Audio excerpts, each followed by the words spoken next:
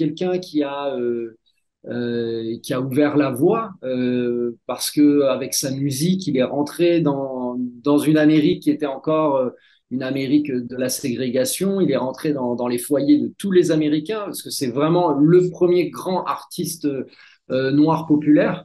C'est le premier artiste à faire un disque d'or, à vendre 1 million d'albums dans les années 50. C'était jamais arrivé.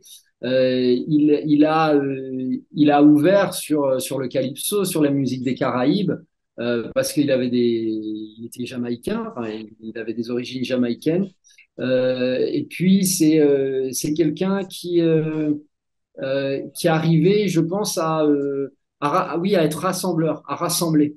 Euh, et, euh, et ensuite, il y a cette rencontre décisive avec Martin Luther King, d'ailleurs une rencontre qu'il m'a racontée où on lui a dit, il y a ce jeune pasteur qui est de passage à Harlem, il faudrait que tu ailles le rencontrer. Au départ, ils devaient passer 30 minutes ensemble et ils ont passé toute l'après-midi. Et au sortir de cette rencontre, il m'a dit, je savais qu'il fallait que j'aide cet homme, alors qu'à ce moment-là, Martin Luther King avait 25 ans, et donc il a pris en charge absolument toute la vie matérielle de Martin Luther King.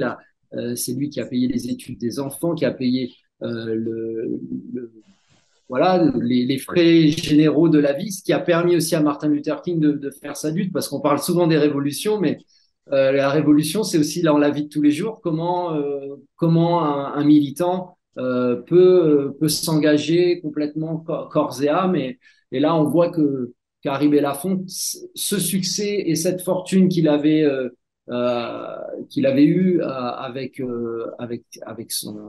sa musique, il l'a mis au service des causes.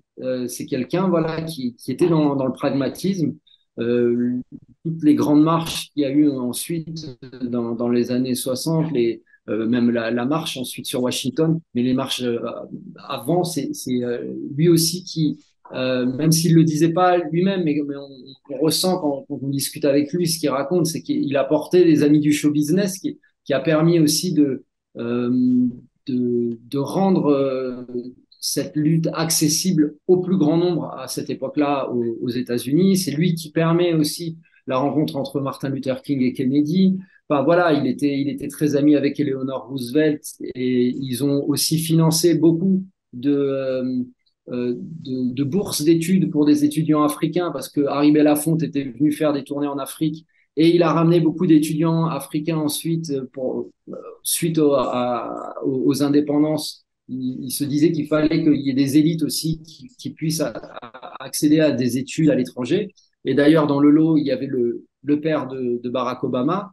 Quand je parle de pragmatisme, c'est par exemple, il me racontait une histoire, c'est qu'il il a ses disques d'or avec son premier album. Il veut emménager dans, dans un appartement à New York et le propriétaire voit qu'il est noir, lui refuse de lui louer l'appartement. Il décide d'acheter l'immeuble.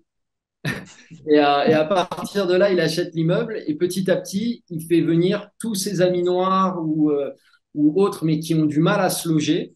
Et donc, voilà, c'est quelqu'un qui avait ce sens-là des réalités. Il était vraiment, vraiment très attaché à ça. Il m'a raconté sa rencontre avec Myriam Makeba, qui rencontre à Londres, si je me souviens bien. Il tombe amoureux de cette chanteuse. Il l'a fait venir aux États-Unis.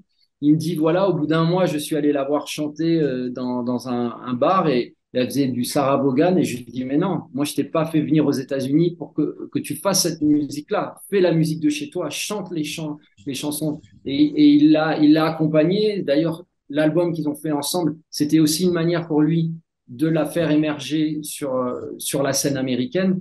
Donc on voit que c'est toujours quelqu'un qui a porté les autres, qui a insufflé des énergies.